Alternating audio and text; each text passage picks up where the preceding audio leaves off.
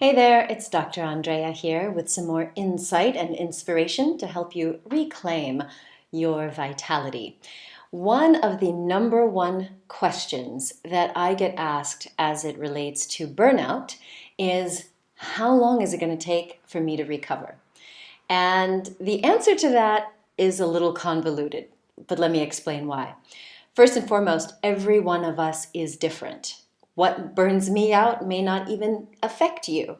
We each have our own innate vitality code, which will turn on our body's recovery mechanisms. But there are a lot of factors that come into play with how quickly you will bounce back.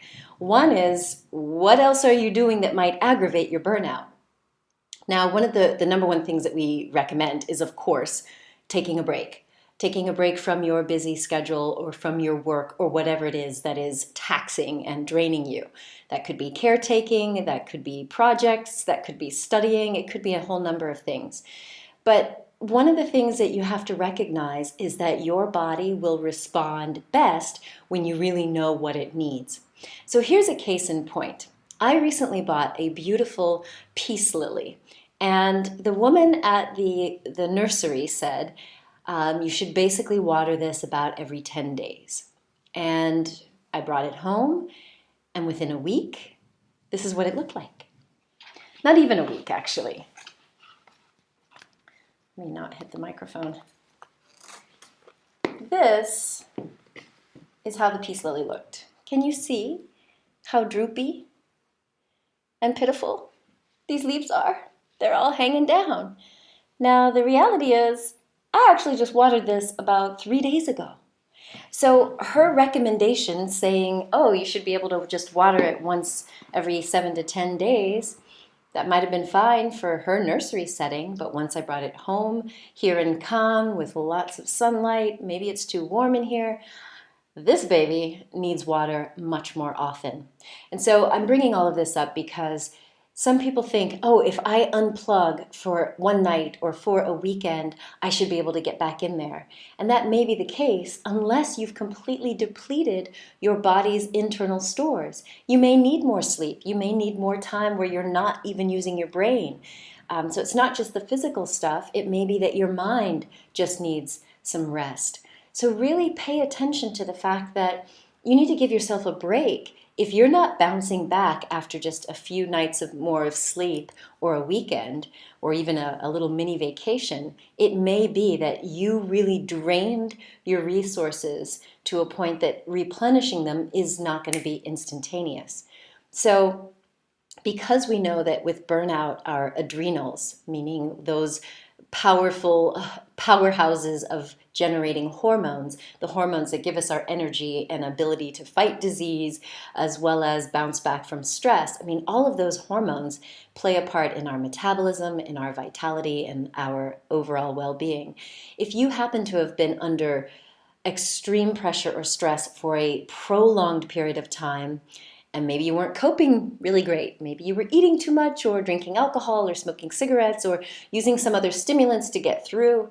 You may have really done a number on this HPA axis. That's the part of the brain that corresponds with sending out stress signals down to the adrenals. Normally there's a feedback mechanism to turn it off. So in other words, if your burnout has really gotten to the point of almost a depletion of your hormones, it may take you longer. So the first thing is, obviously it'd be great if you can see a functional medicine coach, a doctor who is experienced in recovery, resilience, and trauma. But first and foremost, you can start to track your moods, your energy, your sleep, and your intake of substances, food, water, how much caffeine or alcohol, so that you can start to really track if there are things that you're doing that might be aggravating it. And most importantly, just give yourself permission. Give yourself permission to take as much time as you need. There is no one who can tell you what you need more than your own body. The number one trait of resilience is all about insight. Insight is that awareness of self and the ability to really tune into our energy, our emotions, and our physical health So take the time to really get to know, what does this precious body of yours need? What does your brain really need? And if you need extra rest, this is not a bad thing. This is not meaning that you're weak. It doesn't mean you're lame or a loser. Just recognize that your body needs to get replenished in all of those vital hormones and resources.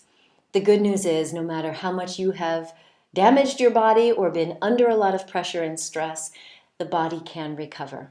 So you'll find many resources at our website about the nutritional ways, the supplement ways, meditation, breathing techniques, all of the ways that you can give your body the building blocks that it needs so that it can rebound, replenish, and fill you with infinite vitality. Until next time, my friend, please remember that burnout is not a sign of weakness. It's a sign that you have been strong for too long. You are a gift to the world, so you owe it to yourself to take care of this precious body of yours and your brain so that you can bounce back and be the gift that you are meant to be. Much love. Be on the lookout for my next book, which comes out this fall. Now, this book will include the real-life stories of other people, besides me, who've developed their resilience traits and used them to recover or prevent burnout. If you happen to have a story to share, or if you know a coach, a healer, therapist, or doctor who may want to co-author this book with me, then please send them this video or check out the link to my call for authors under this video. And remember, if you did enjoy this video, please hit that like button and share it with someone else who needs some inspiration. Subscribe to my channel and turn on notifications so you can see when I'm live and when I release new videos. And check out my TED Talk that started off this whole revolution of real self-love.